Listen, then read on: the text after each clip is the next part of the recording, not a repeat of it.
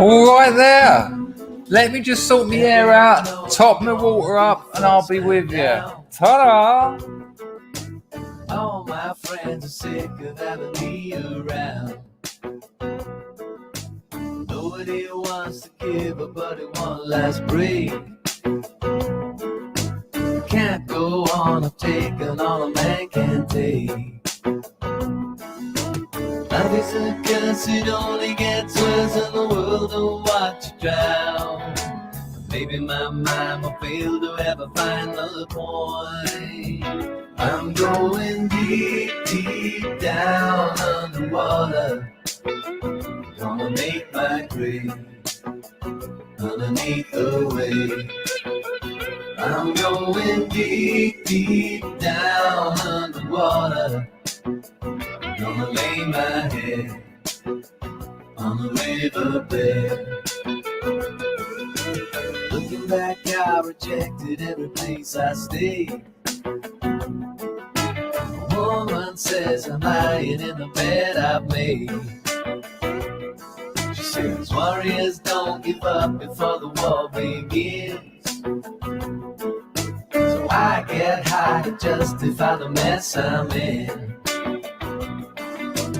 People get mad and people get sad, but at least they have a cause. I struggle to feel emotion I can really trust. I'm going deep, deep down underwater. Gonna make my grave underneath the wave. I'm going deep, deep down underwater. Gonna lay my head on the riverbed.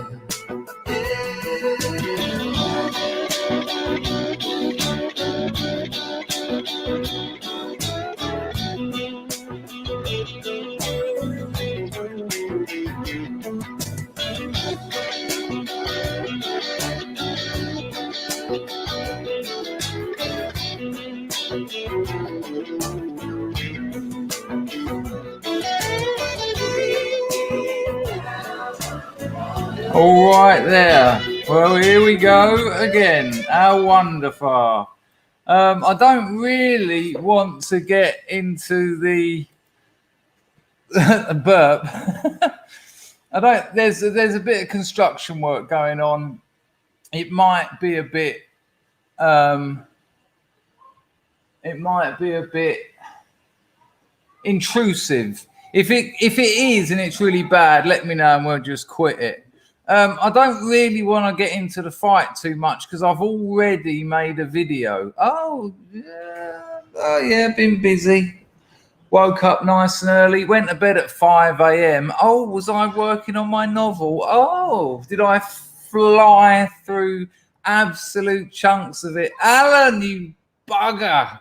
Nice one, Al. I see you in here nice and early. You working today? Or have you got your feet up? Cup of tea. Thanks for the donation. It's also reminded me to sort the grift out. Had a couple of people join overnight as well. Join, you can become a member. And next month, if you're a member, I'll tell you all this in a minute. I know this is a bit dull for people who are regulars here, but you've got to get the grift in. You'll be surprised if you don't ask, people don't do it. And so you ask. But I've made a video. So after this, thank you, Alan, by the way. I'm not sure. Not such good news. But, you know, try not to overdo it. And thank you for the donation. Hello, Mark. Wow, where's Taswagia? Don't know where it is. Mark, are you new around here or have you been lurking for a while? I sort of recognise the name, but I don't recognise Taswagia. Tell me a bit more about Taswagia while I'm getting this grift on. Close that, close that, close that. Bring that up. Do that. Get the link. Right, here, I'll get through this quickly. All right, there. You can support this glorious channel. Oh, it does. We do live streams and make videos. Yeah.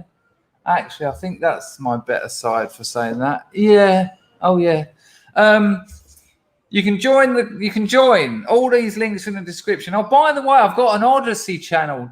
Didn't know I had it. Someone was streaming on Odyssey. Check this out. Someone was streaming on Odyssey. And I thought, oh, I'll have to go to Odyssey. Went there. My little photo's up in the corner. And I thought, hey, what? How do they know that? And I've got 500 videos uploaded there. So that's good.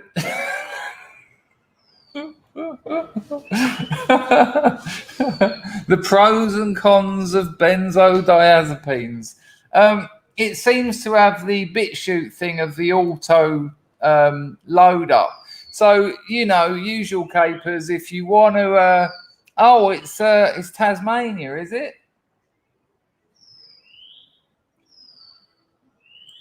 Unlike Manimoo to be negative, that's I'd be more disappointed if you weren't. Good morning, John.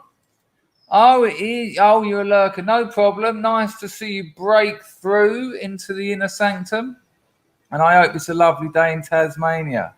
What name did you call it then? Is that like the original name? Is that the sort of the Tasmanian name for it? Or is it a place in Tasmania? Anyway, meanwhile, the grift. Right, so you can become a member. We had a few overnight. We're back to about 120, so we'll have some fun videos. And in the private videos for members, you obviously get all the extra badges and emojis. I don't know what they're called. And they're quite funny because you've got Sub Ronnie and you've got My Little Ed and there's funny things there. You can see them all when you join. And next month we'll have private streams, but they're not like this. What happens is we get loads of people on the screen and you can get about 10 on. And then people drop out and other people come in. And I don't dominate it like this. It's just more. It's more of a conversation than a presentation. It's good fun. They're good fun. We've done them before. They're good fun. So there's that. There's Subscribe Star where you can sign up one-off donation or monthly, and then just leave that going. Entropy. I'll put that link in the chat now, but it's also in the description. And good old super chats, which is the $sign down there. Right. Good. Done. I don't expect to get rich out of this, but I do expect to get a few quid because I do work hard and I do a lot of streams and I'm making videos and we're cool. We cool? We're cool. So I've made there, I think that lot are on Odyssey now. I think, DLive was never a free speech platform. I knew that. Everyone's going, DLive's a place to be. If you want to talk about stuff that you can't talk about, DLive's not the place to be. It's just a question of being under the radar. I think DLive got rid of Fuentes, who was their biggest earner. I mean, nice model. Nice business model. LOR, pal. Hoit sub Ronnie to you, my friend, Mr. Campbell. Twomy. Yeah, listen, people.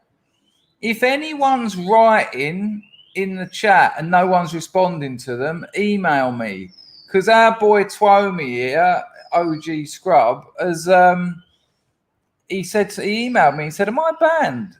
And I looked it up, and he was. That's 4 people now who shouldn't have been banned. I can't see Moslab doing it. I can't see Rags doing it. I can't see me doing it. What it is, it's weird how it works. It takes so long to arrange a banning that by the time you press ban, it moves up and you ban the person underneath, but it doesn't tell you you've done that. You think it's all good. So if anyone thinks they're banned, let me know. Nice, we cool. Oh, Toomey. I like Twomy, but I suppose looking at it, it's Toomey. See, you've had that too much, haven't you? Sorry. Don's not got that bank holiday Monday feeling. Ban them all. Ban hammer the world. Come on, Don. I'm having a lovely day because I had to wait. So after yesterday's stream, Maynard Trendle, I ended up having to give him money. I ended up giving them sweets, and I gave the money to some street kids because it got really complicated, as you can imagine. 4 kids in that family. Oh, I'll buy her a pair of skates. Asked the mother. Nah, because there's 3 other kids, different size shoes and all that. I did explain all this. I dished it out to the street kids uptown. And yeah, but it did go to good homes. Thank you, Maynard. Nice to see you. Thanks for the donation, much appreciated. Listen to this. I was in a tuk-tuk the other day, and there was 2 kids on a push bike when we were waiting at a red light, and the kid on the back had bare feet. I mean, he's a street kid, like he just dressed in rags, filthy as you like, and his feet were all like not bleeding, but you know, he had no shoes. He walked around all the time with nothing on his feet. And you know, I know you can't save the world, but I had a little flick through my bag, because a lot of the times you can pay ABA out here using your phone in the supermarkets and that, and I don't really buy much else. I buy food. I'm not a big spender. Restaurants, you can use your ABA. But I had 10,000 real on me, which is about $2.50.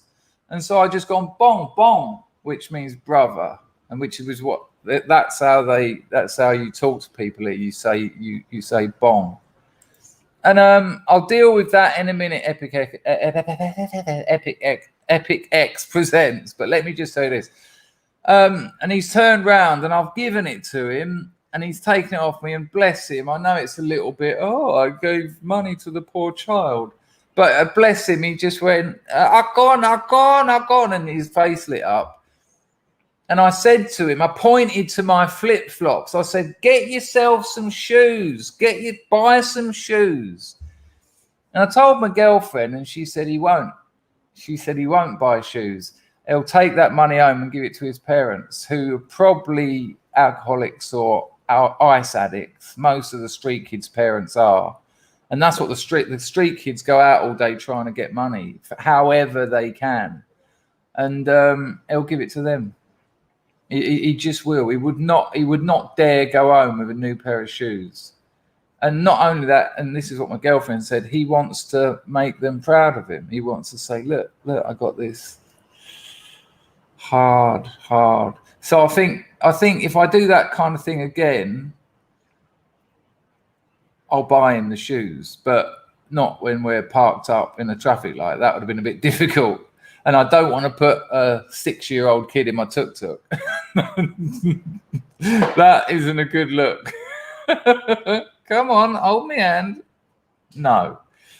But it's weird how you learn that. And that was sort of double heartbreaking, but, you know. Epic X presents. Thank you, mate. I got kicked off from Chris Thrall's chat last night. That's strange. Thrall is all right. Do you want me to have a word with him? I'll have a word with him. I get on well with Chris. If you think you said nothing, it might have been controversial in his eyes in terms of protecting his channel, but I don't know the ins and outs of it. So if you want me to have a word with him, I will. You're cool. He's a good bloke, Chris. He's mad as a box of frogs, but you know, I trust him. Thanks for the donation. If you want me to mention something, I can. So there you go. Yeah, it really is. It's straight away, because my girlfriend used to be one of those kids. You know, my girlfriend's family never lived in houses, and my girlfriend and her sister, when my girlfriend was 5 years old, they used to go around Phnom Penh with like it's weird. They make them themselves. Any set of wheels, well, not roller skates. They need to be like pram wheels or something. They make like a sort of I don't know what you'd call it, like a barrow of some sort, and they fill it up with plastic. And for 5 kilos of plastic, you get $1. Can you imagine how many of them you need to make 5 kilos? And you see them all the time. You'll see kids, 6, 7 years old, 3 o'clock in the morning, red light district, not dangerous actually. I mean, I know that might sound a bit weird, but filthy dirty. They haven't seen a shower in a while, rags hanging off them. And I tell you what, this was a good one. We bought a pizza at a restaurant, but it came out and it was about that big. And I looked at it and I said to my missus, I can't eat all that. And I ate about half of it. And I got a takeout box. And we got on the scooter and I said, I'll give it to my missus, the takeout box. And I said, let's get up where all the street kids are and we'll find one and give him that pizza. Because he probably won't have eaten. You can find one of those kids any time of day, he won't have eaten. He might have had a bowl of rice yesterday or something. And so we found one. There was just one walking along the road, kicking shit along the road, pulled over, give him the pizza box, and his face lit up. He opened it, and my missus had put $5 in it as well. Cheeky. A little bit. Didn't tell me she'd done that, but so maybe give that money to his parents, but he certainly got to eat. It's weird. It's hard to work out. I remember telling a story here once when I was at the pharmacy and this woman come up to me and she was all shaky and she looked like she only had one eye and she was just like, please, please. And all I had on me was 1,000 real, which is 25 cents in American money, about 20 English p. And so I just gave her that and she was over the moon, like really happy. And then I saw her go around the corner and there was like 4 or 5 children with her. And that 25p will buy rice for that lot to eat. And all the kids were like, hey, and it's like, Jesus, man. Ian Garner wants me to tell Russell Brand that Joe Biden is an actual carbuncle avatar of American rage. I can get a message to Russell, but it's not going to be that one. It would. My mate Ian Garner said.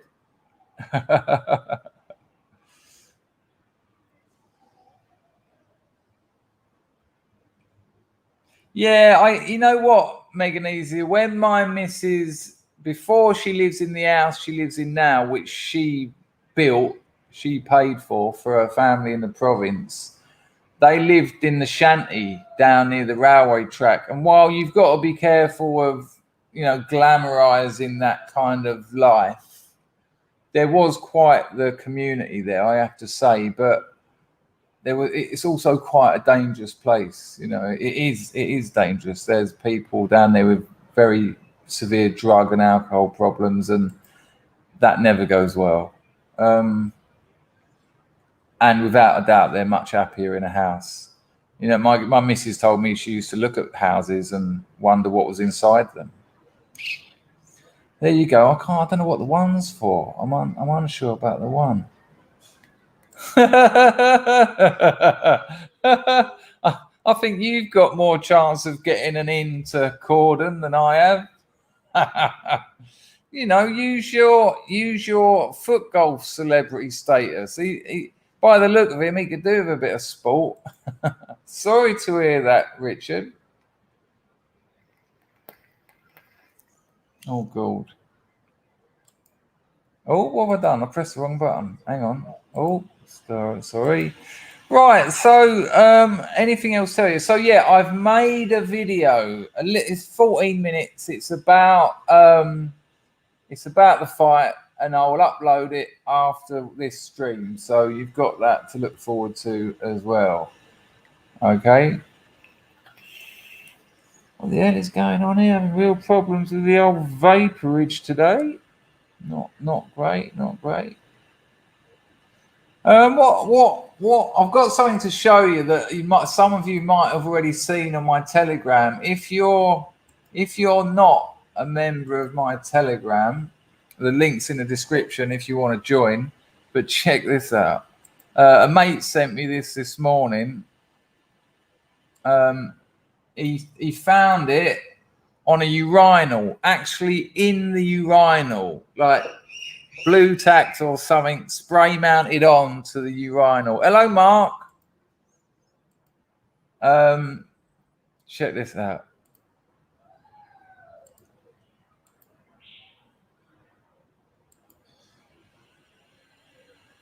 There you go. Hashtag piss on Pete. Scan me. So it could be some very clever marketing, but I don't know what kind of clientele you're going to get. Chances are Pete wants you to piss on him. So you scan him into your phone, you do your QR scan, and then you can make WhatsApp contact with Pete, and then you can wee on him. And that's his life. And that's what got me thinking about comparing ourselves to others. I got that message sent through this morning from a mate. He said, I found this in a urinal in Soho. And I wrote back to him. I said, it's kind of good, actually, because the bloke who sent it to me has had a similar past to me. And I said, it kind of makes you feel normal in a way. And rarely, yeah, it's awful. I mean, what a life. My first thought was, I thought he'll regret that when that sulfate runs out. While he's charging on the pervert powder, he thought, yeah, I'll get some strangers to piss on me. Lovely. And come Wednesday morning, when it's run out, he'll be like, oh, shit. Running around all the toilets in central London trying to remove his QR code. But it got me thinking how we compare ourselves to others. And although it was only a joke to my mate to say, makes me feel quite normal. There's a thing in NA, and you know how what I think about NA. It's a lot. Oh, hang on a minute. It would appear I've missed a donation from Packer. Let's hope I can reclaim that. Hello, Packer. Nice one for that.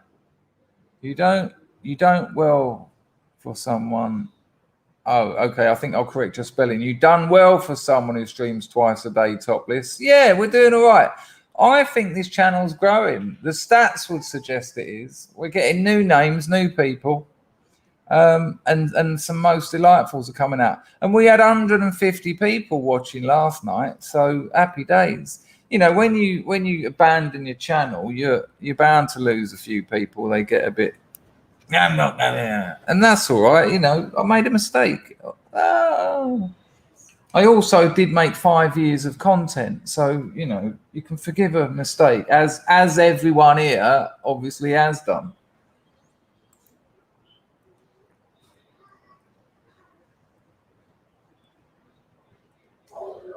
Yeah, that's the worrying thing, isn't it? He's actually set it all up. So,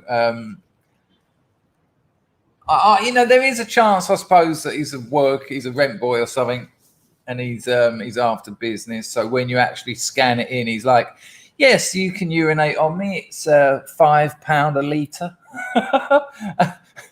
He measures it in liquid ounces, fluid ounces, rather, instead of hours.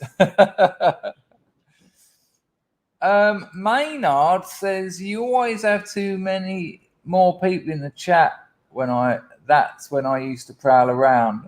You're all right. There's room for everyone. And I do try and involve as many people as possible.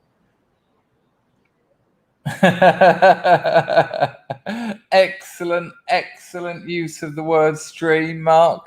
Maybe Pete should start his own stream rather than relying on others. Absolutely bank holiday Monday bonanza of a joke.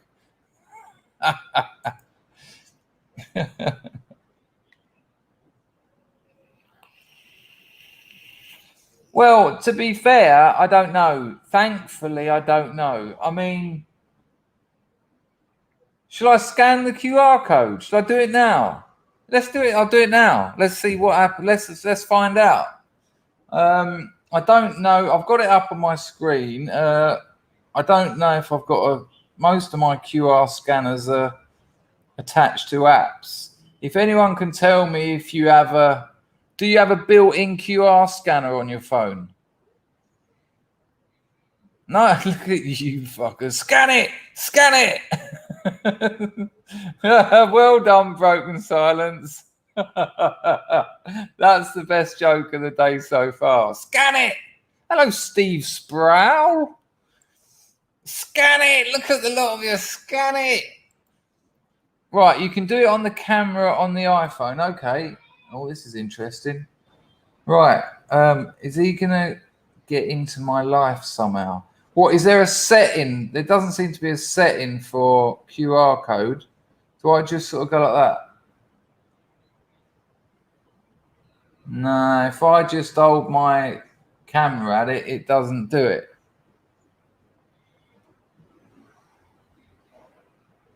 Maybe because no, that's clear as day. Maybe because, look, people who know about this stuff, do you reckon that do you reckon because it's a bit curled at the bottom left that's why it's not scanning? Do you reckon that might be causing an issue? No, I've done that, Jess. I've put it right on it. Right, let's try again.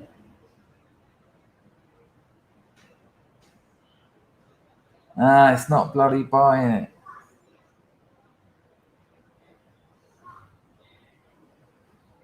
No, it's not working. What a terrible shame. Oh, maybe because I've got it set on video. Let's try on photo. Oh, we're going. We've got the little yellow lines around it. Opening Twitter. So I've pressed Twitter. Oh my God.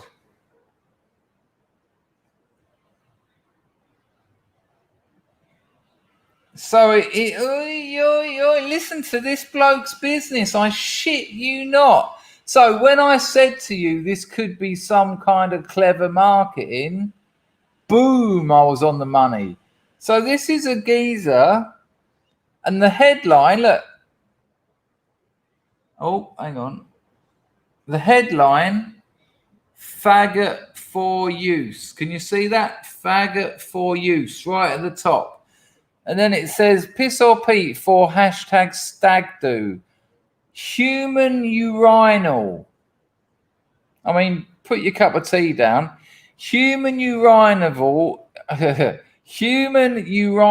available for stag do's, parties, sports teams, uni initiations, degrade, humiliate, abuse.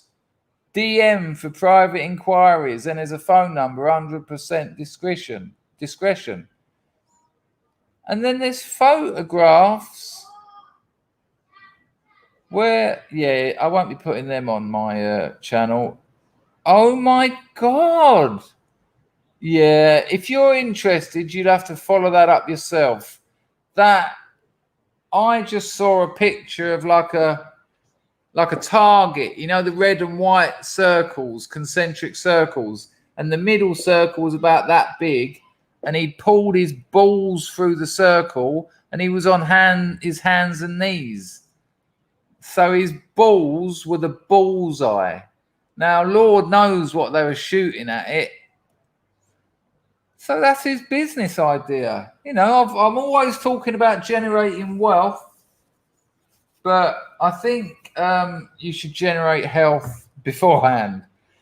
So, there you go. There you go. Well, that's no problem.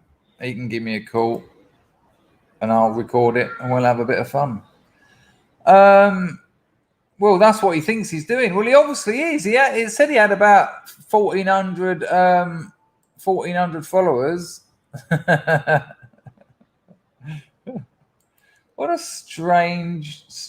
Well, actually, yeah, Richard, it was a bit weird, actually, me suggesting that that would be. Oh God, it's not. I don't know. You're asking the wrong person. It was quite fun scanning it, though. I'll have to tell my mate who sent it to me what it actually is, although he might already know. Hello, Linda. Nice to see you.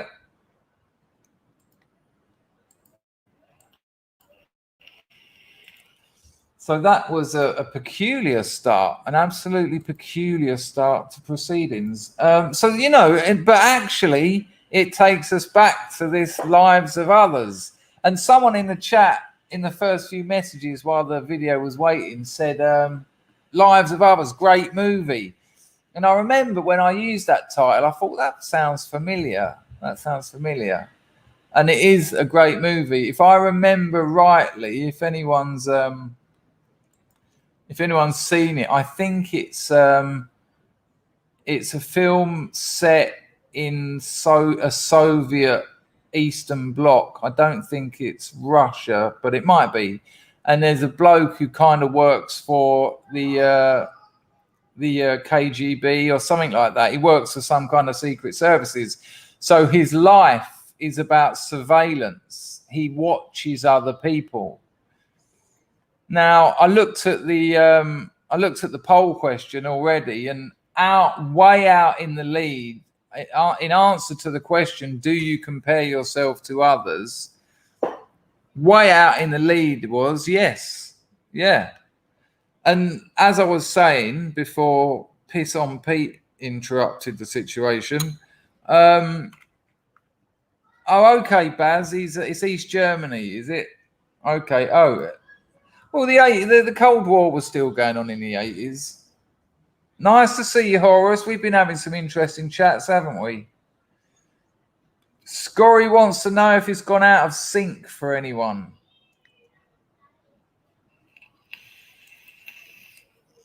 What? I don't know what's happening with my vape. I might have to repair it while I'm talking, which won't go well because I'm not a multitasker. However, so he gets to, it's a film well worth watching. I haven't seen it for years, hence me thinking it was a bloke in Czechoslovakia in 1930s. But he gets to see other people's lives, and it starts to affect him, because the first thing you're going to do is start comparing your lives to it. Jess, thank you, Jess, for the donation. She says, I studied this film for German A-level. I had to write an essay in German analysing it. It's really interesting. Well, Jess, if you could summarise, I mean, it's a tricky question, and I don't know how long ago you done your essay, but what would you summarise? I mean, we're not here to talk about that movie, but it's interesting. Jess, is your German good enough to write an essay about a movie? That's incredible. I'm terrible with languages. Me and oh,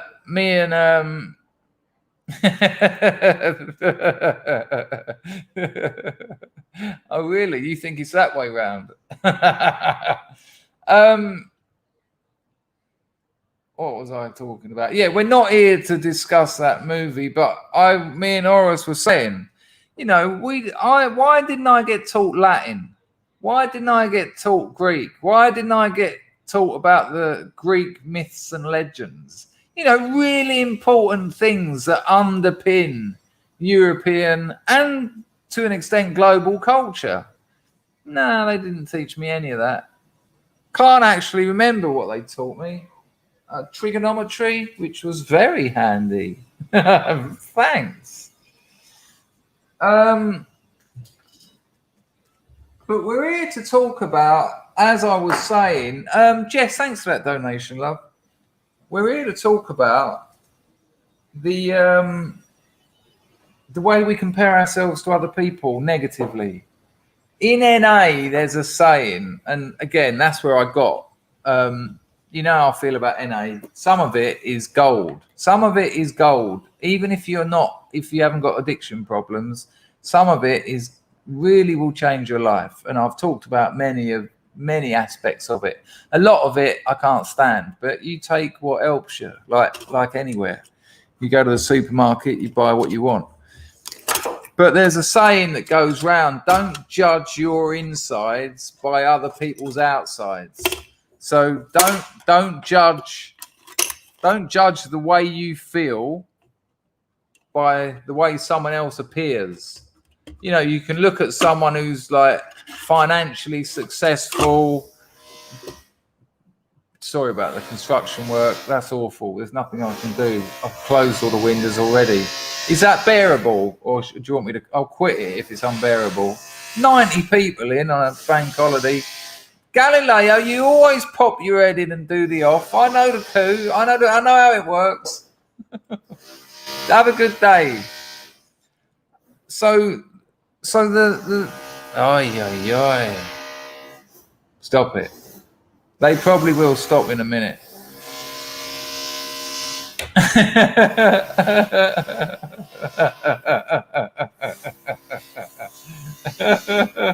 Okay, nice one, our pal. It's obviously not as loud to you as it is to me. Broken silence. Shall I get out? Shall I get over there? 1, 2. Oh, now I've spilt my vape. Oh, this is tragic. This is absolute tragedy. I've just spilled juice everywhere. Wonderful. It's a good start. Got the noise in the... That will stop in a minute. It's been coming and going all morning. I doubt it will be for the whole stream. Sorry, I'm just clearing up half a litre of juice. This is shocking content, really, isn't it? Although I've gained 6 viewers since I spilt the juice.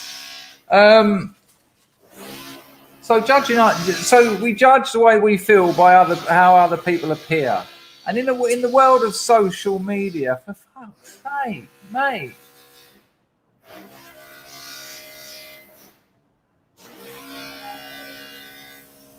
Okay, calm. Okay, all right, no worries.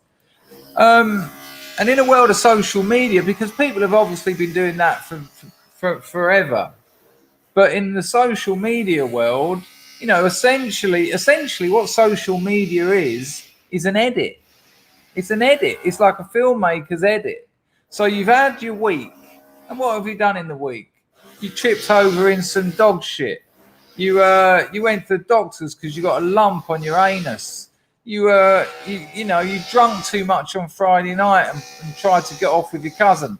The sorts of things that might happen in everyday life. And yet when it comes to social media, you're making an edit. You're editing the movie of your existence. It's like, hey, look what I done. And then there'll be you at the grand opening of your new project where you've got all your new staff and balloons and all that and the fanfare. Next photo. Oh, here's me. And you've hired a suit or a dress and you're going somewhere wonderful. So you get an edit. And you're getting that from everyone. Hang on, this is interesting. Thanks for the offer, Chris, but Chris Thrall deleted so many people up last night. The chat went to nothing. I made sure I did not say anything controversial. Ironic free speech was the title to the live stream. How strange. Just banging everyone out. Exactly that, King Corona. Almost. That's a great point. And what is a condensed movie? It's a trailer. Hello, Al. So what you've actually got, what social media actually provides you with, is like a never-ending trailer for a film that doesn't exist.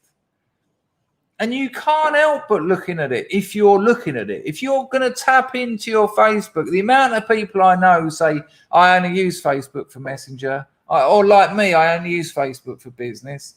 But you still get stuck in there because it's designed to show you these other things. And it's designed to sell you stuff.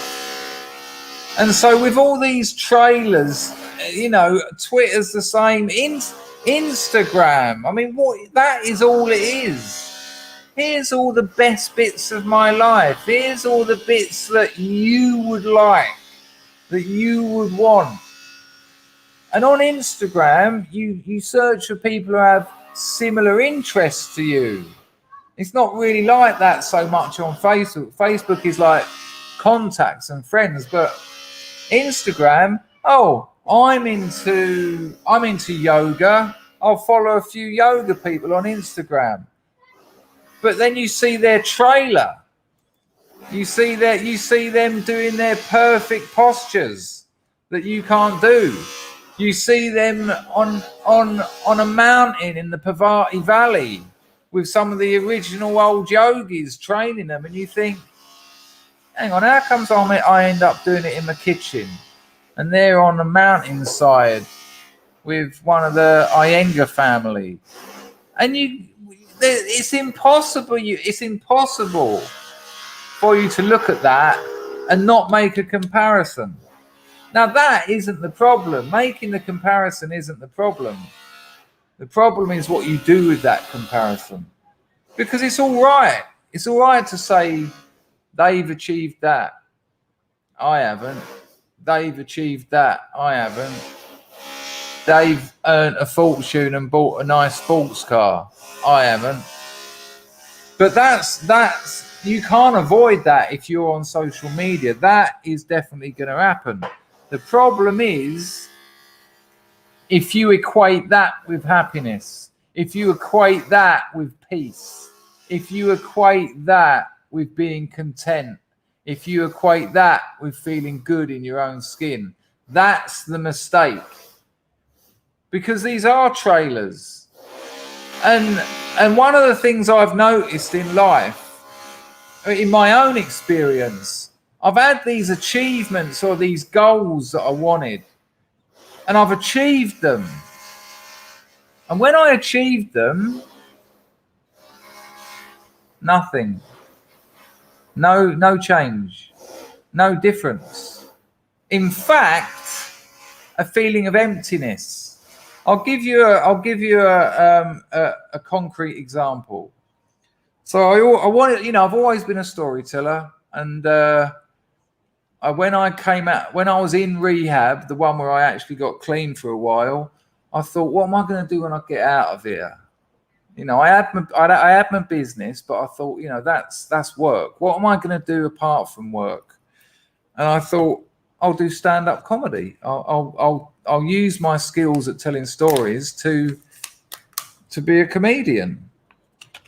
And I got into it, and I thought I was the bee's knees. I thought I was brilliant at my first gigs, and I wasn't. I was awful. I was a new comic who thinks you have to be pretty arrogant. You certainly have to think you're funny to get on stage in front of people and make them laugh. But you've got no stagecraft. You don't know how to deal with certain things. You don't know how to deal with nerves. You don't know how to deal with the punchline falling flat. You don't know how to deal with slipping over words. You don't know how to deal with a load of noise in the other room. This is stagecraft, and you can only learn that by being on stage. But I started progressing rather faster than the people around me, I noticed. So I'd start doing open mics, and then it would be like, then people would start contacting me. Do you want to do our open mic night? Which is lovely, because the year before that, I was emailing them. Can I get a spot on your open mic night? You sometimes no, sometimes yes. And then I was getting them contact me. Do you want to do a spot at our open night? And then it was, do you want to be the featured act, where you get your name at the top of the bill? It's still only an open mic night, but it's progress. And I was like, yes, this is happening. This is the route you take, and it's happening. And then Trevor Locke asked me to do a tour with him, which I've mentioned many times. And I was like, fucking hell, Trevor Locke worked with, he was Russell Brand's sidekick on radio, BBC Radio 6, was it? The music one, for like 5 years, toured with Russell Brand. And I was like, well, here we go. Done that. And then I started doing Edinburgh shows, and I had a sellout Edinburgh show. The queue went out of the room, through the building and down the road.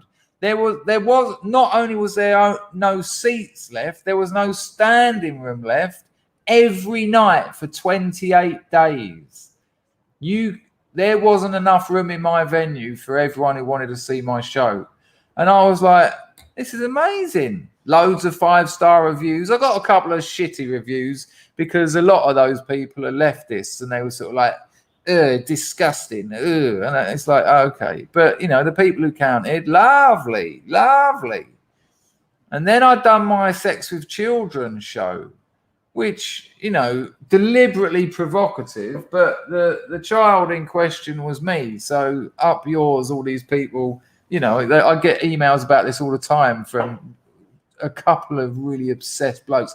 Look what you made. You talked about having sex with children. No, I didn't. I talked about people having sex with me as a child, actually, but I wouldn't expect you to look into that and actually do some research. You know, just be unsophisticated and immature and work off your first response. So it was all going well. And then I got a phone call from the Scotsman, which is the big Scottish newspaper, especially when it comes to the Edinburgh Festival.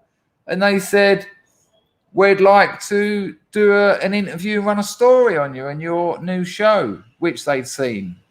And I was like, yeah, oh, okay. And I knew that this was going to piss off so many people because they didn't like me.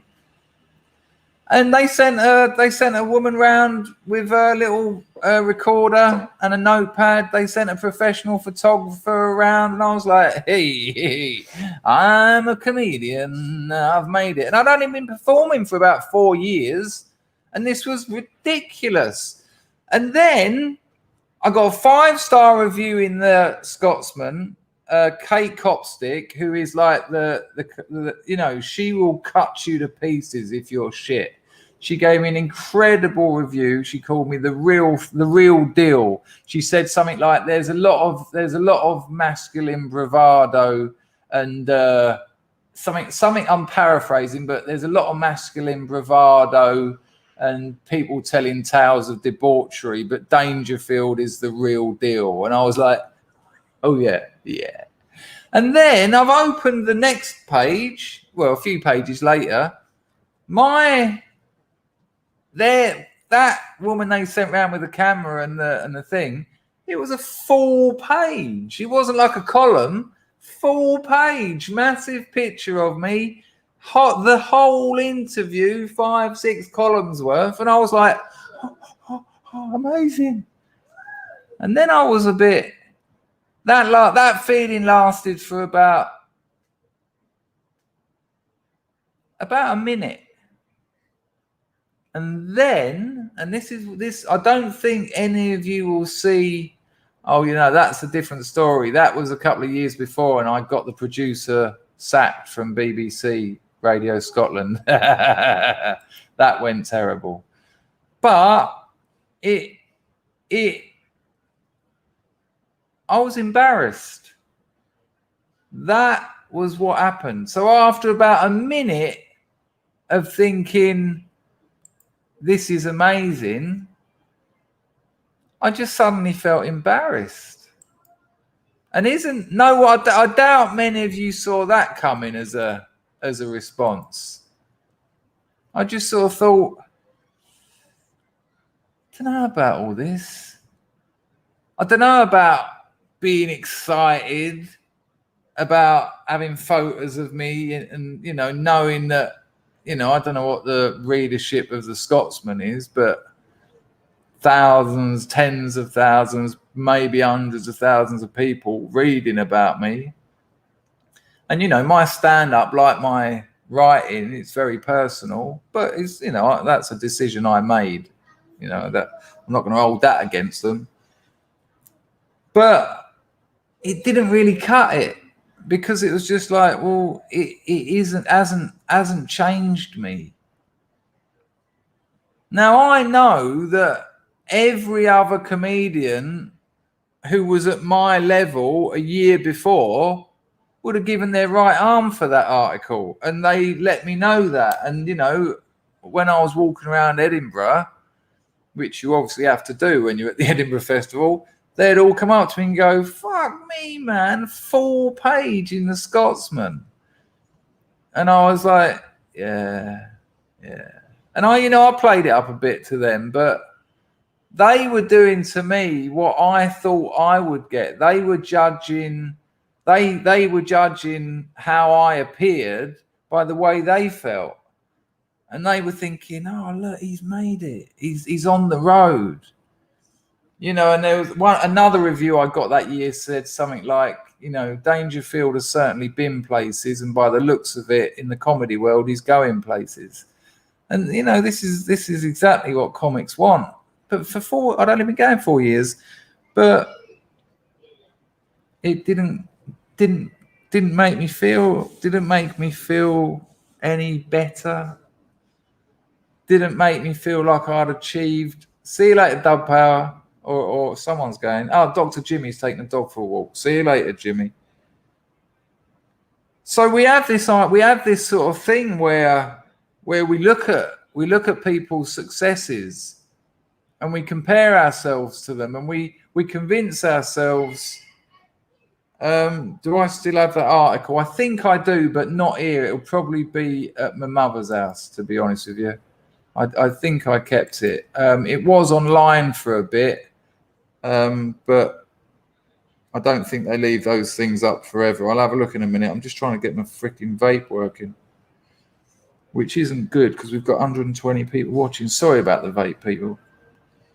But being totally addicted to lemon mint flavor steam. Hello, Bobo. Good to see you, son. But you know, it's a real thing, and social media has done nothing but maintain that illusion and promote that illusion, and that's how they sell you shit, because they work out what you're looking at, what you're dreaming about, what you're considering, what you want. They work out what other people's lives you're looking into. And that's where that AI goes. And I tell you what, those programmers must be some fucking, excuse my English, must be some really dark people, because they're working out where you feel lacking. They're working out where you feel like you're not coming up. You know, you're not scrubbing up. Where you're not scrubbing up as well as you could. And then they said, then that's where they plant their objects, their commodities. And it's very clever. And do not tell me Facebook advertising doesn't work, because I know it does. I've used it. And so the AI they're using works out where you don't feel right, where it works out where you feel lacking, and it knows what to offer you. Now, that's not to say you buy it every time, but a marketing campaign online isn't as simple as just a Facebook advert. Then you'll go to another site a week later, same product. And then you'll go to Instagram and you'll be suggested to follow this person, similar products. And so slowly there's this repetition. And then the people orchestrating that campaign will be getting analytics about you.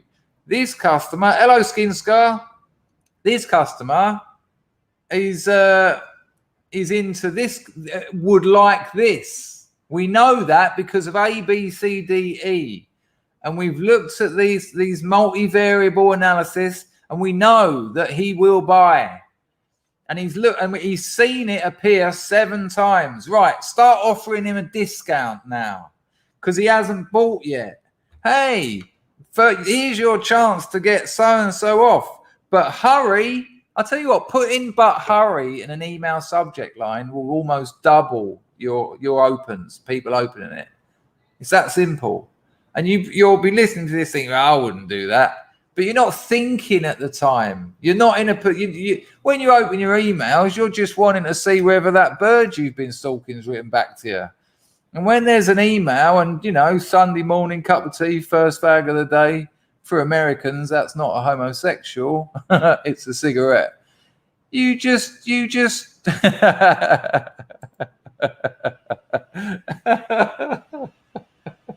fair play.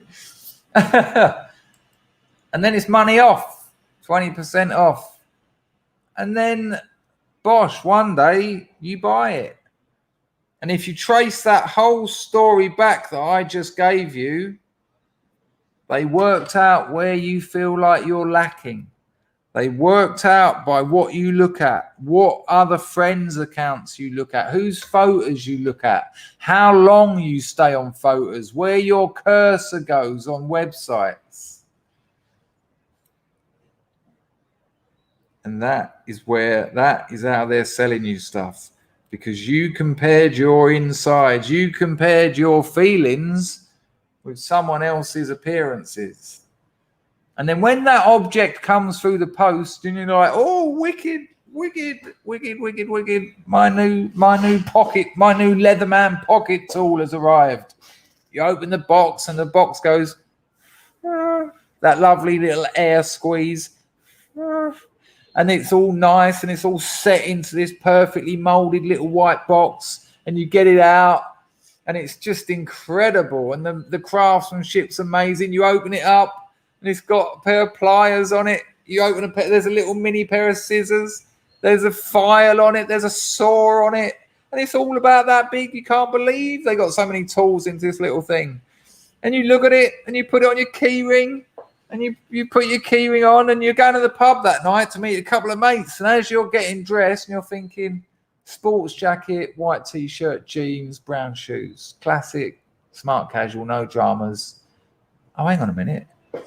You put your Leatherman on your keys, and then you go to the boozer. No one's mentioned anything. You take it off your key ring, just put your keys on the table there. And all this can happen subconsciously. This isn't necessarily you going, I'll show her my new toy. This could all just be happening unconsciously because you've invested in it. This is going to change your life. This is going to make you. This is going to fill that hole. This is going to get rid of the lack that humans feel on a daily basis in the information era. And no one gives a shit. And you never use it. You never use it. You might use it once in 6 months when you've got a better tool for the job. But you don't really, unless you're a handyman, and if you're a handyman, you've got better tools. You don't need a little pair of scissors. You've got a decent pair of scissors. You don't need a little saw. What can you saw with that?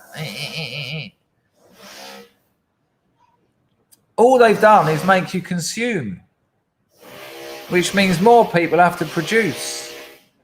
And so it continues.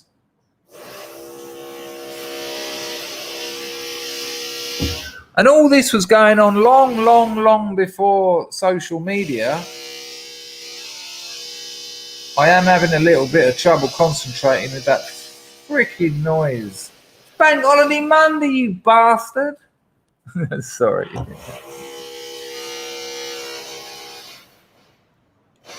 But I've told you the book many times, Vance Packard's Hidden Persuaders. The hidden persuaders, when they were working out what made people buy stuff. This was in the 50s. Setting up focus groups. Finding out where people felt they were lacking. Realizing how they could sell. You know, how do you sell something to someone that they don't need? It seems like it's impossible. There you go, Alistair. Nailed it. And where does that desire come from? Judging your sense of peace on other people's appearances. You desire how they appear. You want that. You want to feel like they look. And yet they're living the same life as you.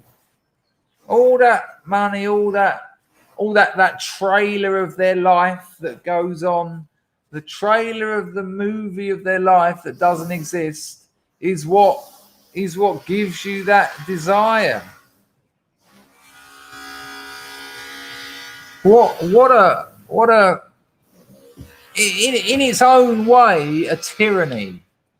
A tyranny of desire. That would have been a better title for this video. A tyranny of desire. I'm going to give you the. Oh, please, mate, please. these are the scrubs, man. I need to talk to them. I'll give you the community tab link, so you get one more chance to answer the poll before we have a look at it. Stephen Campbell, bless him, thanks for the donation. He says, I'm surprised you don't do more content in this vein. It's an area of expertise for you, and consumer persuasion content seems popular nowadays. Well, Stephen, in fairness, I have talked a lot about marketing, but I will take that on board. And give me a 1 in the chat. This isn't, I'm not calling you out here, Stephen. That would be a rude thing to do on the back of a donation, but this is just me checking. Give me a 1 in the chat if you think I've talked a lot or a significant amount about marketing on this channel. You know, maybe I haven't, but I thought I had. I've talked about hotspots and things, but maybe I haven't. I certainly will do more. I love talking about it. I find it amazing. I've got a mate at the moment who's trying to learn search engine optimization, and that's a whole new world in itself.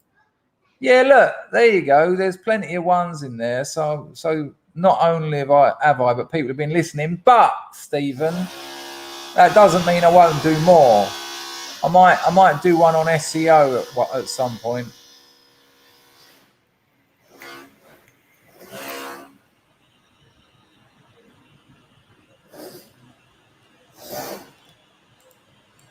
He didn't really, though, did he, Richard? What he actually done was just said, put your hand up if you want some free stuff, and then edited it. It's ridiculous. So everyone just started putting their hand up because they wanted free stuff. I mean, the clever thing about Darren Brown is he tells you it's more complicated than it is. I use a combination of persuasion, manipulation, conjuring, and NLP. No, he doesn't. No, he doesn't. It's just magic. It's just conjuring. It's just deception. Hello, mate. What an absolute surprise. How are you? Oh, my God, I'm only in live. Yes, you are. What's the time over there in sunny NZ? NZ? I've never said Z in my life. NZ. My name is Jed. Can nothing turn this man on? How are you, Mega Essex boy? That's him. Him bite you. You dead. No. Appreciated. And yeah, for sure. I just suddenly thought I'd talked about it too much and people weren't interested. That's why I was just checking. No dramas at all, Stephen. I'll put an SEO stream together because that is a mad world. Search engine optimization. Oh, just lovely.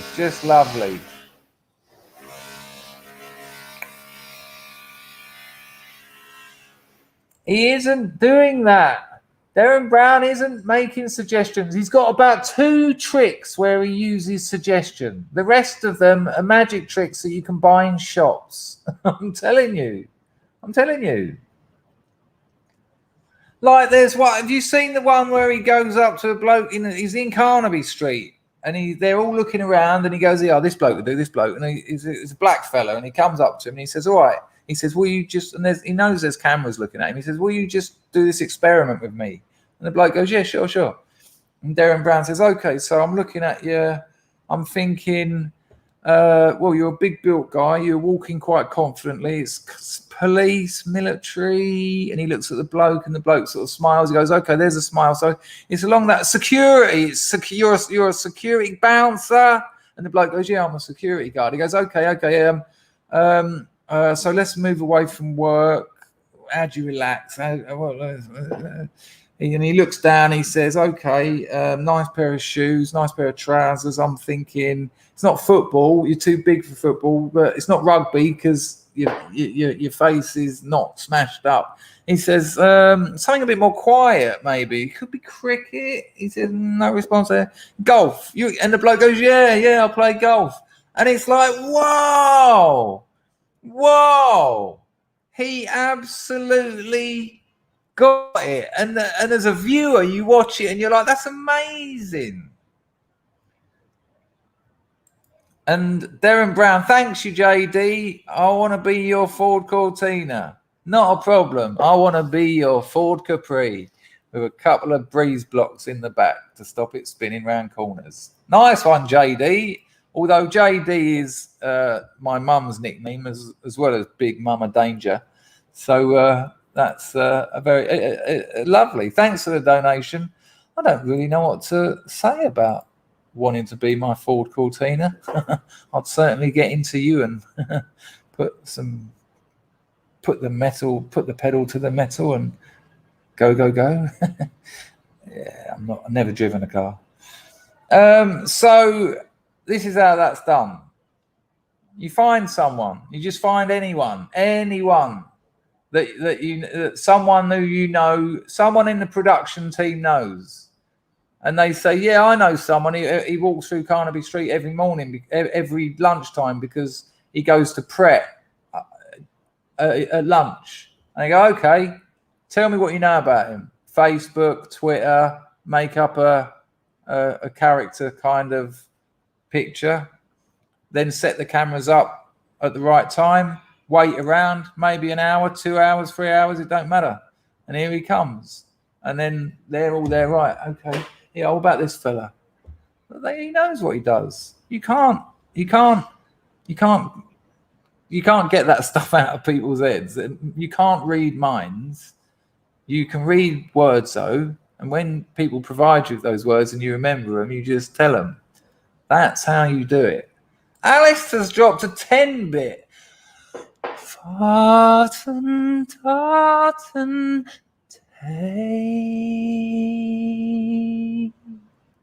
we haven't had one of them since I've been back. Lovely. Thank you, Alistair. One more. Slightly different approach this time. Tartan,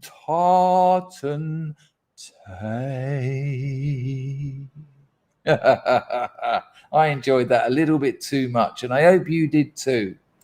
Thank you. So I'm not saying Darren Brown isn't brilliant. He's incredible. The lengths he will go to get an effect is, more than most. You're looking at maybe Houdini. Good Lord, what's the other fella's name I'm thinking? Banachek. Who wrote the 10 Steps to Mentalism? He wasn't a performer, though. I can't remember who wrote it. But he will go to ridiculous lengths to get an effect. But their effects, they're magic tricks. It's not suggestion. That's a lie. You can't do that. It doesn't work. Piers, hello, mate. Oi, Richard is in the chat. We've got like a triangle of focus, if you know what I mean. We are focusing on a triangle. Piers says this: watched The Social Dilemma with the daughter. She wasn't impressed or basically didn't care. Hope you're well, fella, and you foot golf. I don't know what that is. What's that? Is it a movie?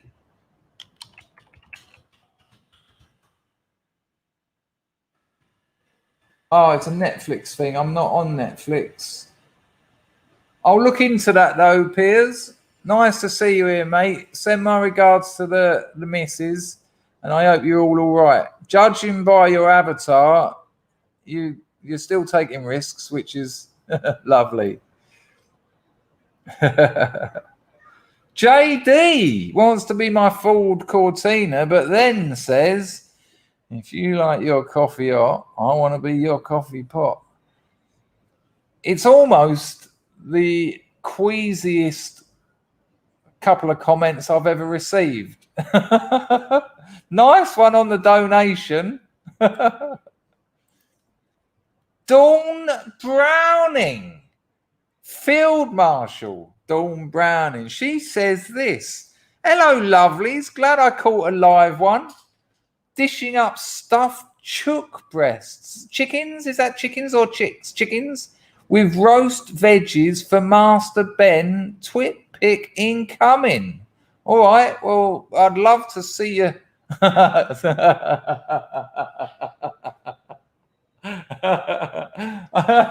weren't my fault.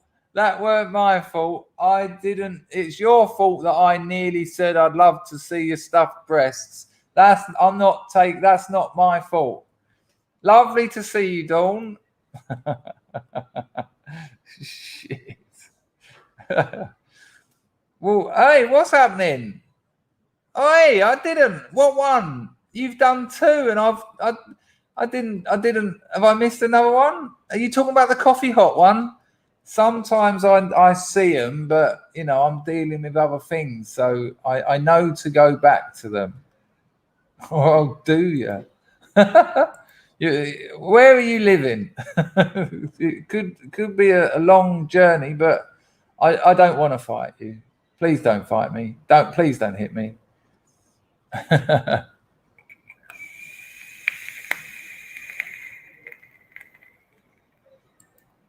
Old Smith. Less of the old. How rude. Oh, I don't want to tempt fate, but I was getting really stressed when that noise was going on, and look at how much juice I dropped. Look at, can you see the look? It was more of a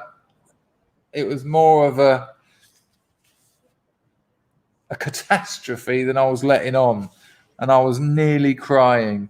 I was thinking this is all going terribly wrong.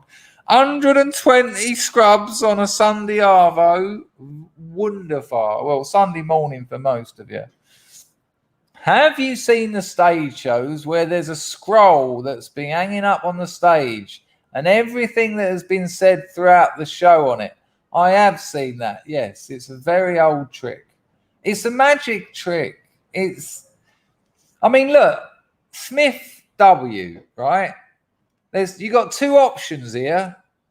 He's reading people's minds or what is it?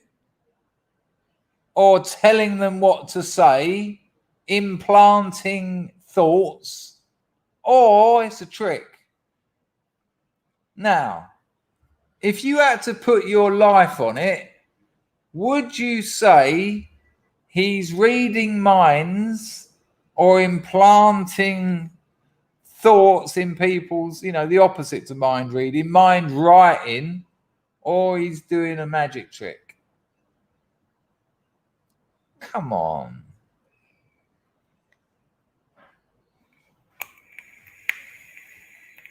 It is Monday today, yeah.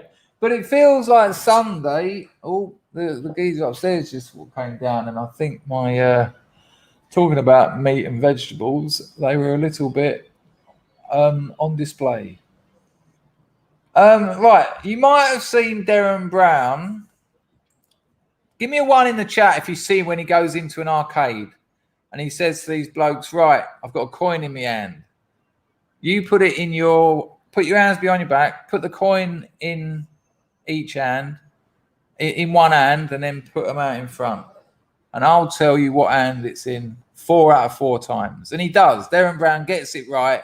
So the bloke goes behind his back, puts the coin in his hand, and Darren Brown guesses correctly 4 out of 4 times. The last time, he says, right, this time, not only am I going to tell you what hand it's in, I'm going to tell you whether it's heads or tails. And he says, and if I get it wrong, I'm going to give you 50 quid. And he gets out the 50 quid. And the geezer's like, yeah, all right. Does it. Darren Brown sort of does his bit. And he keeps saying, he says, right, so last time you done this. So now you're thinking, he won't go for the same one again. But now you've just smiled, which tells me he tells him that how he's reading his face. Now I'm going to tell you something. I can do that trick. I do it to the tuk-tuk drivers up in the red light area when I'm just wandering around for the eye candy. I'll get a few of them in, and I'll get like 4 or 5 of them, and I'll say, look, put this coin in your hand behind your back. I'll tell you what hand it's in. I'll give you $10. That's a lot of money to them if I get it wrong. And I get it right, and they all go mental. And I get it right every time. And here's the kicker. Any of you can do it. Any of you can do that. And it's not mind reading. All right?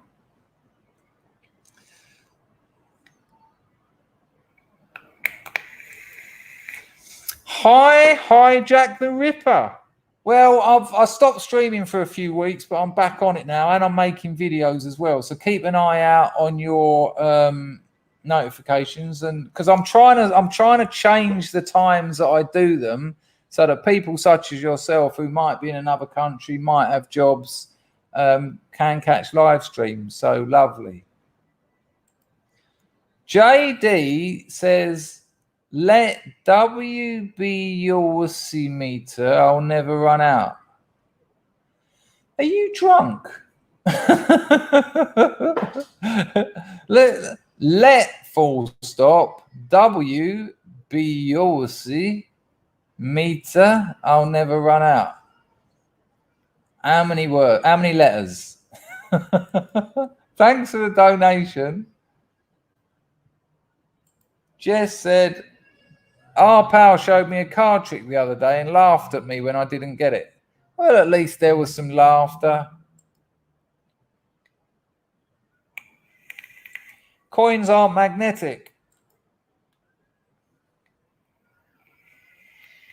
Lecky. Okay. As in Lecky meter. Right, let's try again. Let W be your Lecky meter. I'll never run out. You can be my Lecky meter, mate. I think you can. Let's just check my entropies. All good there. Right, people, I need a wee-wee. Now, I'm sorry about that.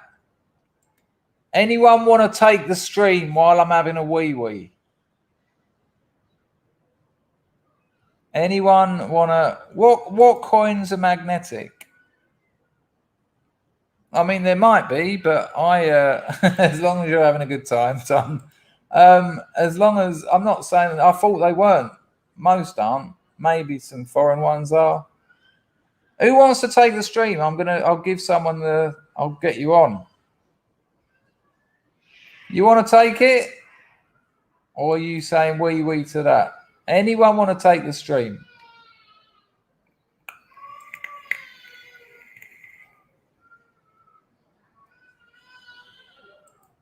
Amazing. Absolutely amazing. All right. So no one wants to take it. Okay. I'm going to have a wee. I've got to do it.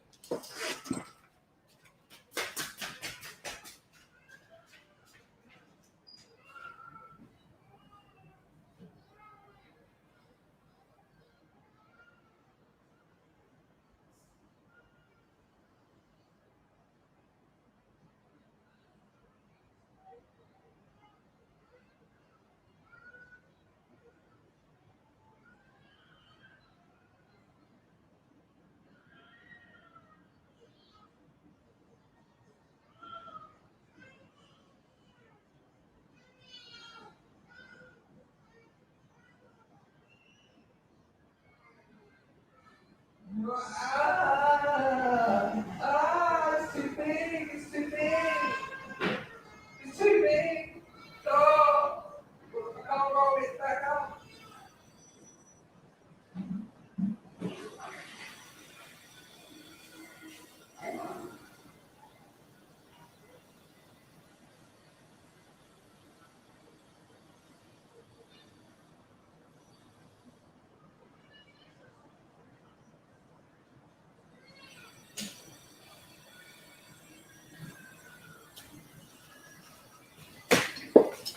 Nice piss. Right, I was surprised no one wanted to take the stream. It's where she lives. You know what? That is a regret mentioning that, because it does scare me. When I first moved into this place, I remember I charged my batteries for this thing over in that far corner. It's a shame Mouse Cat and Mrs. Me in it ain't here, because they bought me that snake. Can you see that snake? Where is it? See that snake there? Look at his little seat. Anyway, I charged my batteries the other side of the sofa down in there, right?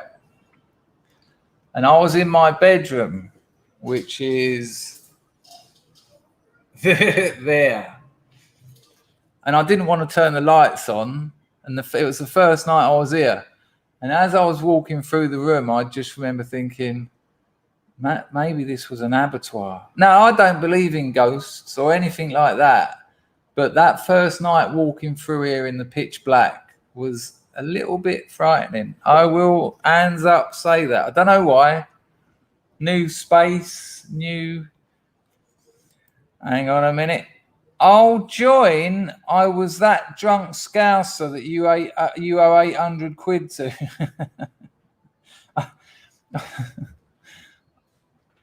I owe a scouser money, but it's a lot more than 800 quid. But you can join if you want. Become a member. It's all in. I mean, you seem like good fun. I appreciate the donations.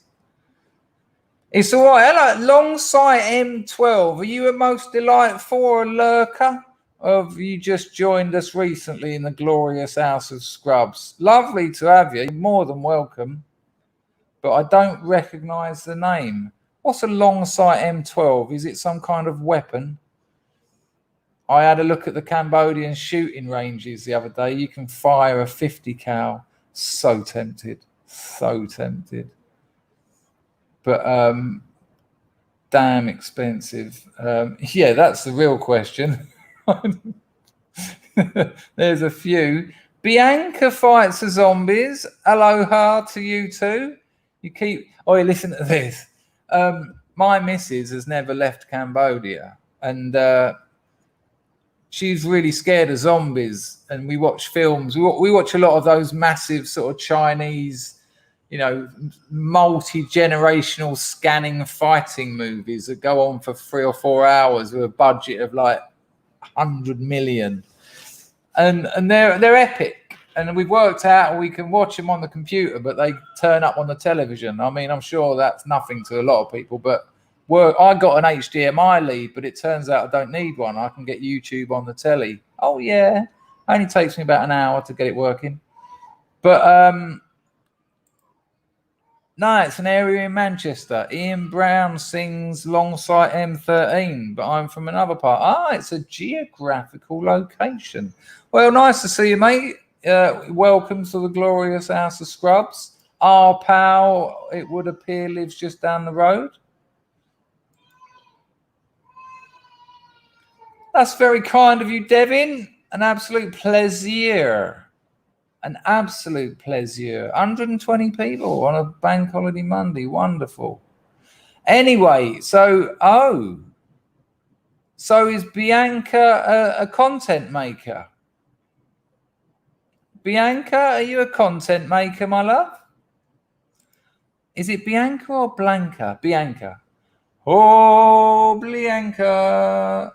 No connection there at all. Not even, doesn't even sound like it. What was I telling you? Oh, yeah, zombies.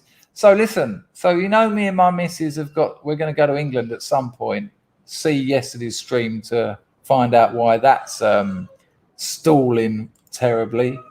Nice one, Devin. Appreciated, mate. I told her that in England we have zombies. Like they're real. And I didn't tell it to her like that. I didn't say, you know, zombies are like in computer games and in films.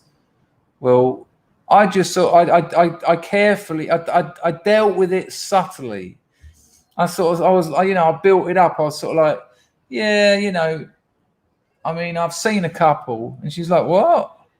And I went, yeah, well, not, you know, they don't walk around the streets. They're in like, it's like a prison. You know, they're kept in prisons. She's like, where? And I went, in England. There's loads of zombies, you know. And then slowly built it up. And now she still thinks that there are like basically psych wards full of zombies. I said to her, I said, I'll take you there. You can go and visit them. And she's like, oh no. And once she told me she was scared of going to England. I said, look, flying's nothing. Is you got more chance of dying falling down the stairs. She went, not plane, zombie. And now I'm having the same problem trying to convince her I was making it up. I've done such a good job. You could say I've done a Darren Brown on her. I implanted so many key words and suggestions that trying to undo it is proving quite tricky. Now she's like, no, you just say that. Now you just say that because I'm scared. I'm like, oh, darling, there's no zombies anywhere. Has anyone seen a movie? It was a 1970s blaxploitation movie. I can't remember what the name of it is. It's something like The Legend of Something Hill. And the leader of the zombies is called Baron Zombie. And he comes out of the ground with a top hat on and goes, I'm Baron Zombie. Anyone seen it? Baron Zombie. It's not called that. It's called The Legend of Something, not something, but another word, Hill. It's a bit of a classic. yeah, that sort of thing. He bite you, you zombie. No, Richard, it's a fair try though. What the hell was it?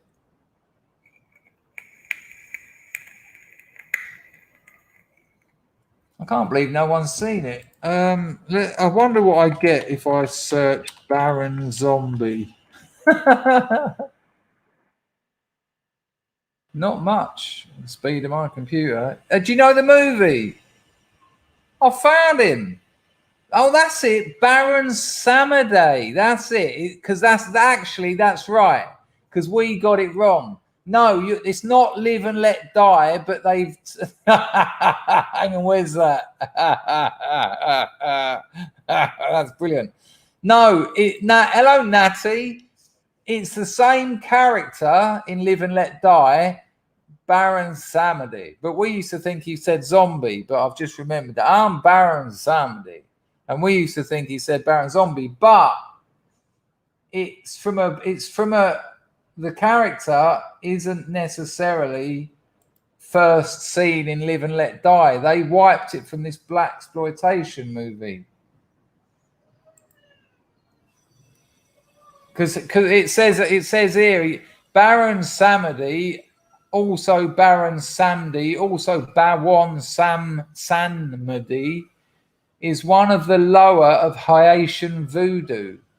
Numerous other incarnations, Baron Cemetery, Baron Lacroix, Baron Criminel. But so it's like a trope of voodoo.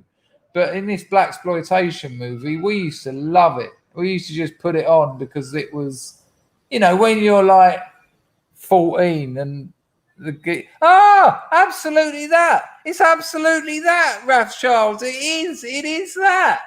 Yeah, amazing. Yeah, without a doubt. Let me try it. The Zombies of Sugar Hill. Yeah.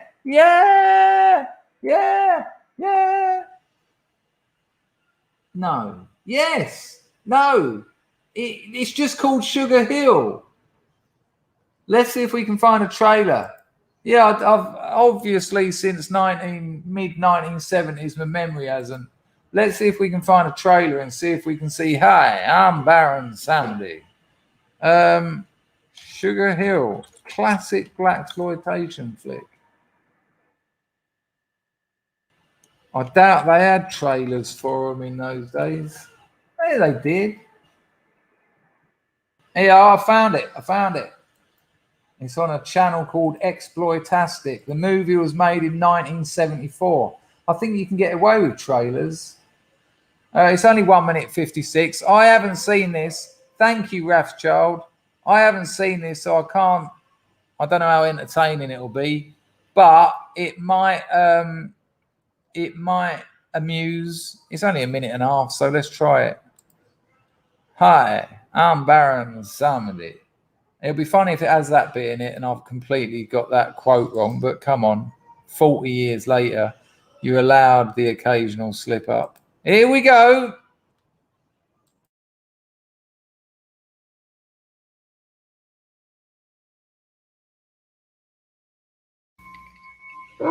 Blood is red. Voodoo is blue. Sugar is sweet. Revenge is sweeter. I'm passing seconds. Meet Sugar Hill. No, please. Not a place, but a brand new face. My friends call me Sugar. The foxiest, Looking for anything special? sexiest, deadliest chick in town. The mob took Sugar's man away. And now she's gonna make them pay. I want them dead. With a voodoo priestess called Mama Matrace. I know what you can do. The power you possess. How strong is your hate? And Baron Samedi, too. My particular special. Yeah. A drink that I'm famous for. Yes. Did I hear correctly while that fucking drilling's still going on? Did he just say, and Baron Samedi? I'm sure he did. Let's just try it again. Amazing. Can you confirm, because it's a bit noisy here, did he say, and Baron Samedi? Here we go. D2. My particular special. A drink that I'm famous for. The zombie. Trace. I know what you can do. The power you possess. How strong is your hate? And Baron Samedi, too. My particular special. A drink that I'm famous for. The zombie. This is my domain. There he is. There he is. Look with the top hat. Of the dead. And an army of undead behind her. Each death has had something to do with voodoo You come rituals. straight out There's to the nothing country. that Sugar can't do. Use it. The mob has never seen anything like Sugar Hill and her zombie hitmen.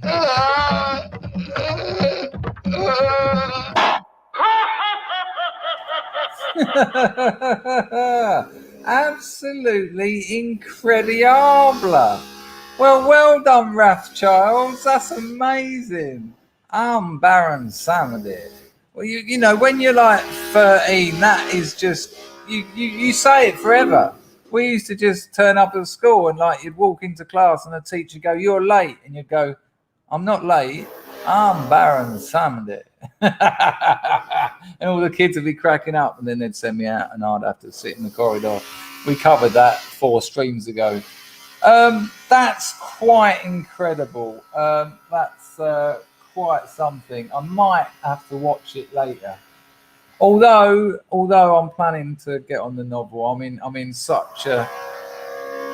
What is blaxploitation? Are you being cheeky? It's a real thing. In the 70s, loads of white film producers made loads of films where they, you could question, but they kind of did, exploited the aesthetics of, what would you call it? Downtown black culture, you know, big afros, crazy suits, and stuff they didn't know about. That's what's interesting. They got it wrong, really. They just used it, and that's what blaxploitation kind of referring to. It's not something I came up with today. It's a well-known genre. Blaxploitation movies. There's loads of them as well. I suppose they've got a touch. They're a little bit like Grindhouse, but with black people. Oh no, it's an absolute thing. Yeah, let's have a look. Let's see what we can find.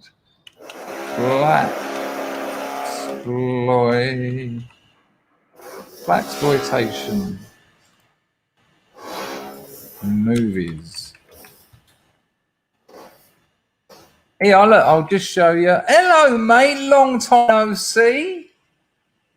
Next time you want to show a blaxploitation movie, just I can't say it. I need a trigger warning before the sentences end like that. But yeah, that we'll go with that. I can see your point. Nice to see you, mate, and nice to see we're on the same page. And thank you for your very generous donation. Much appreciated. I will show you, people. I'll show you by sharing that screen. So look, you've got loads of them. Coffee, The Mac, Foxy Brown, which I think is a Tarantino. He made it. Cleopatra Jones, Blacula. Blacula. It's actually called Blacula. I want you to see it. Let's see if we can get that picture up a bit bigger. Blacula. Incredible. There's some pictures. There he is. There's the dark priest himself. Good Blacula. It's literally called Blacula. Good Lord. That's quite something. Okay, what else have they got on their list? Oh, let's go. Oh, come on. This is my mouse, you see it. Treble clicks. The Trouble Man, Black Dynamite, Black Caesar. Well, that's all they've got there, actually. Although Coffee, I remember watching that as a young man, and it did things to me. There was a lot of nudity in it for a young man. A lot of that kind of thing. Look at it. I mean, if you don't understand blaxploitation from that image, you never will. And again, like all the other films we've looked at, she'll say things like, "My name's Coffee, and you ain't gonna drink me."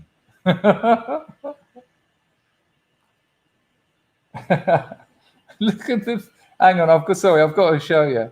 Look at the some of the clips. Look at this little still. Can you see what's hang on? There's a certain focus in this clip here. And then another one from the same movie. There's a certain focus. I'm not sure if they were aiming for one particular or two particular. Here's another clip from the same film. Might as well have just called it tits. But there you go. So you learned something, a few of you. Yeah, without a doubt. Well, so this is Tarantino's thing, isn't it? Tarantino makes films that other people already made better. That's why I just can't get into Tarantino's films. You know, you watch those, the Grindhouse ones were probably his best, but there's already Grindhouse before Grindhouse, what he copied already existed. And when he starts putting in all those sort of tape and all the lines over them, that, you know, when you write on the actual film at the end of a reel and that, you know, it's so contrived. Whereas when you used to go to the cinema and you used to have the B, you know, I can remember the B movie before Superman in the cinema, and they were actually like that. The film would come on, the film would burn through when the camera lens got too hot. You'd see the writing on the end of the reel when they had to change reels, and it would all be going, "Hi," where the tape had been played so many times. To put those things in. See you later, Alan. Take care, mate. Have a good day at work. you know, it's contrived, isn't it? That's it. Absolutely, Pangria. You've got the technology not to have them things, to artificially put worn out film in your film is just like, oh, okay. So there you go. They're worth a watch, actually. They're as a cultural artifact of like what was going on in sort of, you know, I'm not sure if they're studio productions or whether they were just like low budget B movies at the time, but they are watchable. You know, there's endless comedy gold, unintended comedy gold throughout them, which is, you know, that's brilliant. Oh, we all remember that. And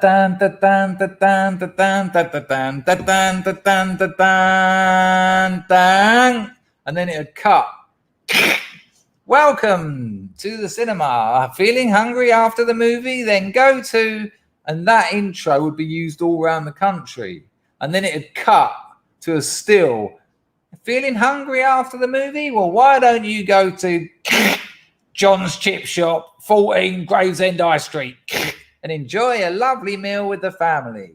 Now, the feature.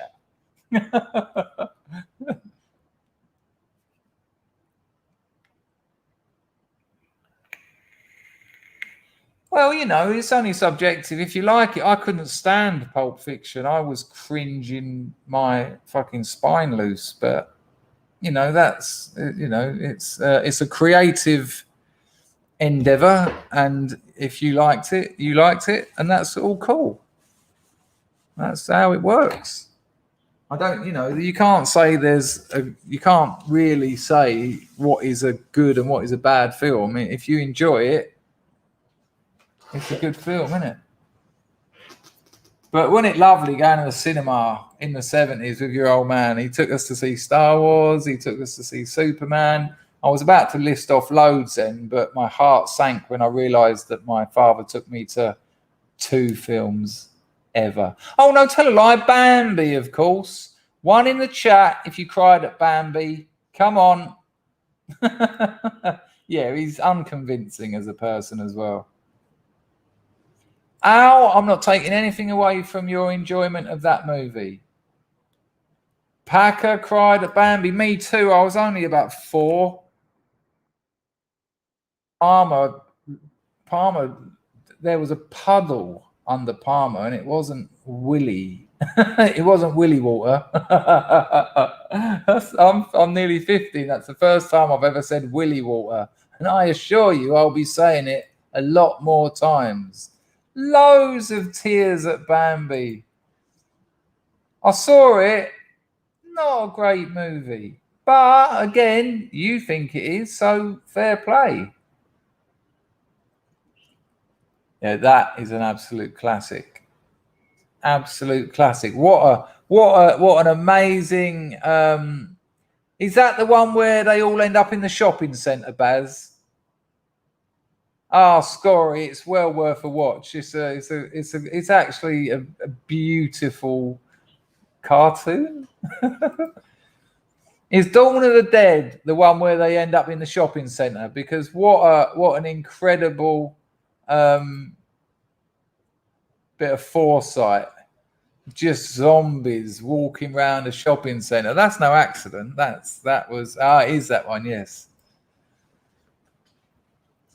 Pags is going for The Happiest Millionaire with Tommy Steele. I don't know it.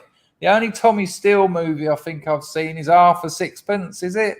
Or is Half a Sixpence a song in another film?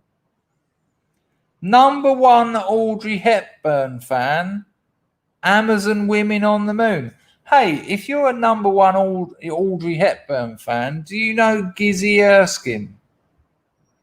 Tell me if you know Gizzy Erskine. You might not, but there's a chance you do.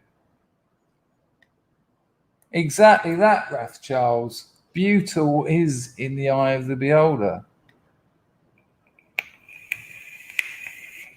Yeah, I'm well. I've got a friend who's always trying to get me into sci-fi. You know, I like a bit of obviously I like Vonnegut and you know, Sirens of Titan and that, but my mate says that's lo-fi or something. He likes hard-fi or something. He says he likes it where all the science is, you know, spelled out and kind of practical, so to speak.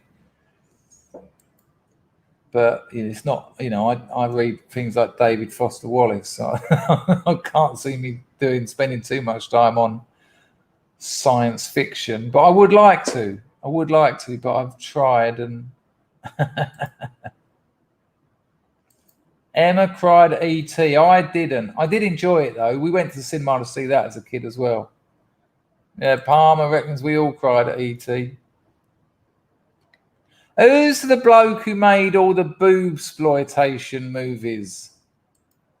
Vixens from Outer Space. I don't think that's one. There's a film director who made movies just women with big boobs. And it's not porn, but it sort of is.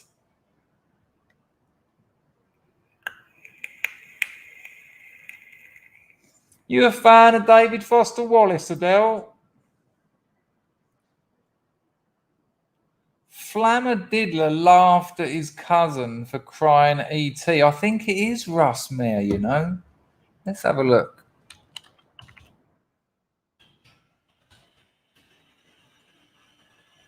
Russ Meyer, American film director.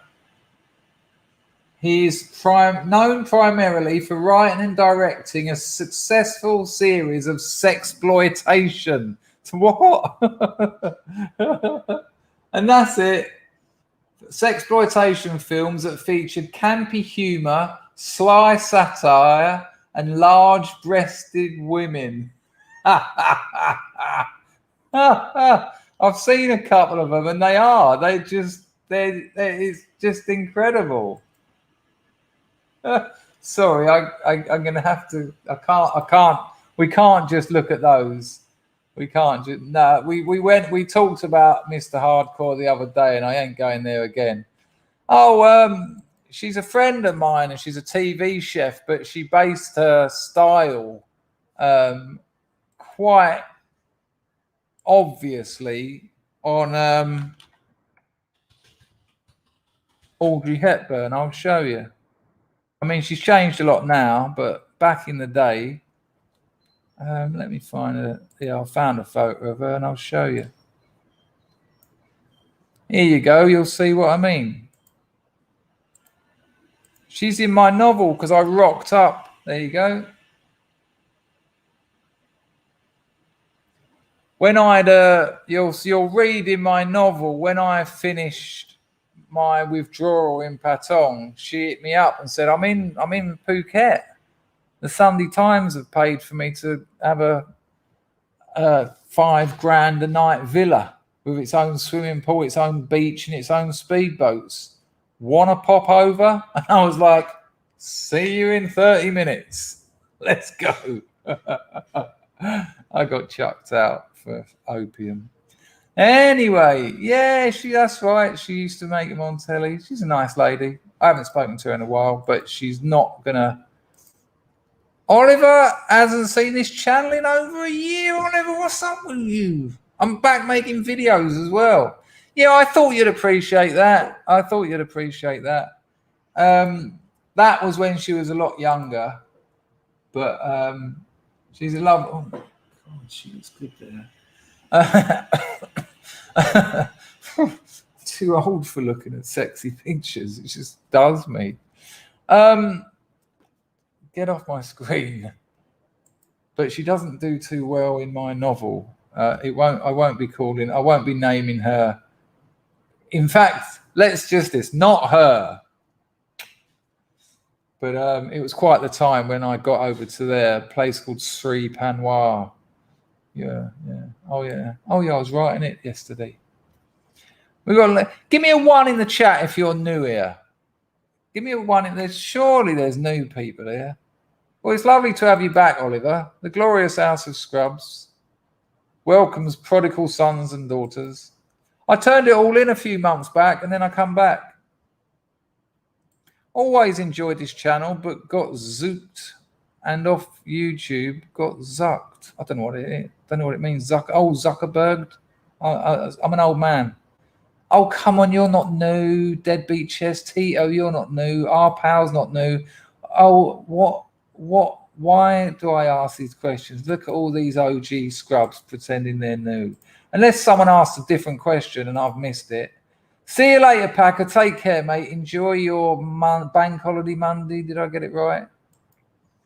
There is only one Audrey Hepburn. I watched Breakfast at Tiffany's the other week. I downloaded a load of movies for my digital detox. That was, you all stitched me up. And now I don't know. Yeah, I watched it the other week. It's a lovely, lovely film. Bit boring.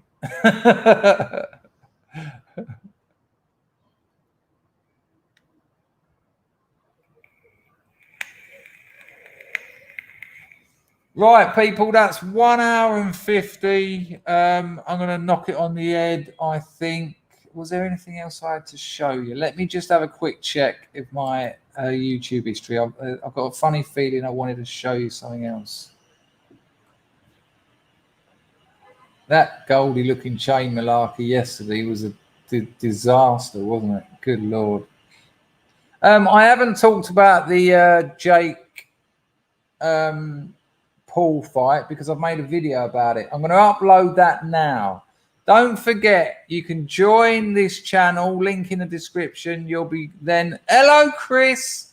I'm just leaving, mate. I've nearly done 2 hours. Nice to see you, though, as ever. When I get back to England, I'll go and visit Sal, and we'll have to get you over there. It'd be lovely to see you, mate. Piss on Pete. It's too good, isn't it? Yeah, so I'll be uploading that video now. It's only about 10 minutes long.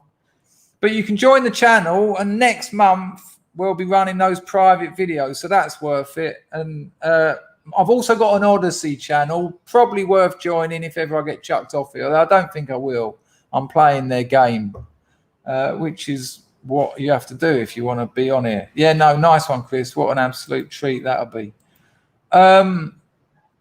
So yeah, and my Telegram link is in the description as well. If you want to follow me on Telegram, there's some quite interesting things on there. Let's leave with the latest in the Scrubs outros that's growing on people. I will be putting your messages on the screen as it plays.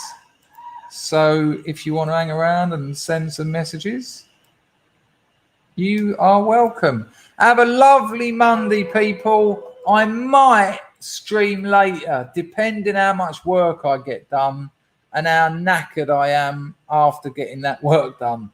But there's a video. I've only got to upload it. It will take about 20 minutes, and it's my yapping about the Jake Paul and Tyron Woodley fight. So thank you for everyone who donated. Thank you for everyone who chipped in. Hello, Sal. Thank you for everyone who talked in the chat. Thank you, everyone, for watching. Share my videos. Share the streams. Let's get this going. Might see you later, if not probably tomorrow. Au revoir, mon ami. Au revoir.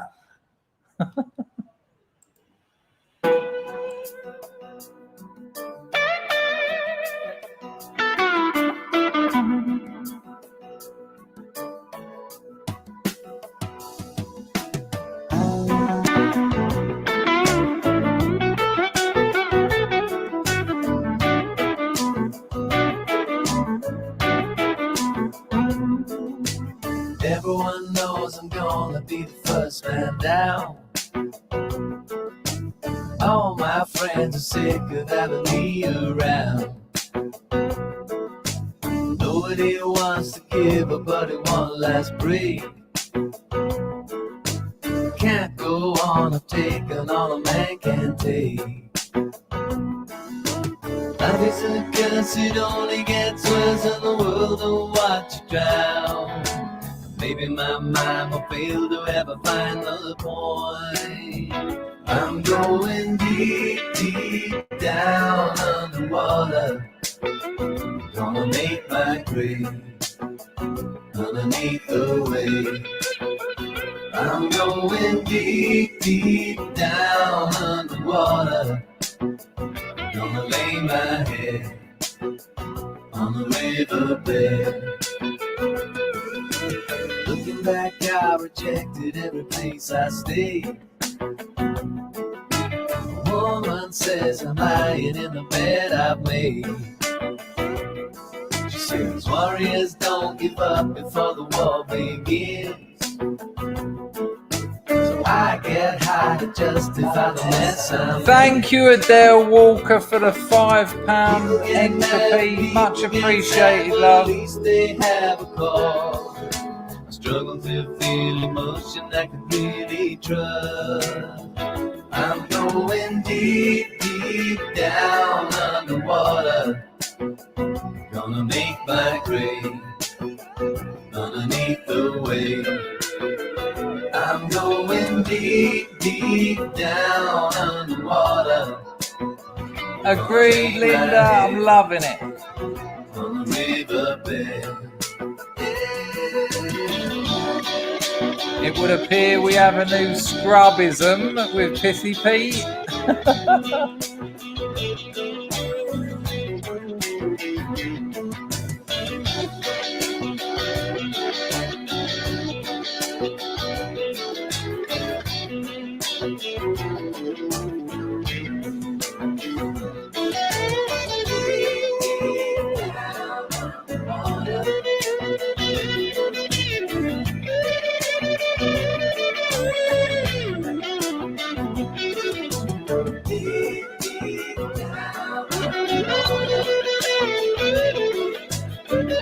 You missed Pissy Pete for a start. I thought that would be right up your starter. Deep down underwater. Gonna make my grave underneath the wave. I'm going deep, deep down underwater. Gonna lay my head on the riverbed. I'm going deep. All right, people. Chrissy, just search Paul Mumford on YouTube and look for the picture of the bloke with the hat on.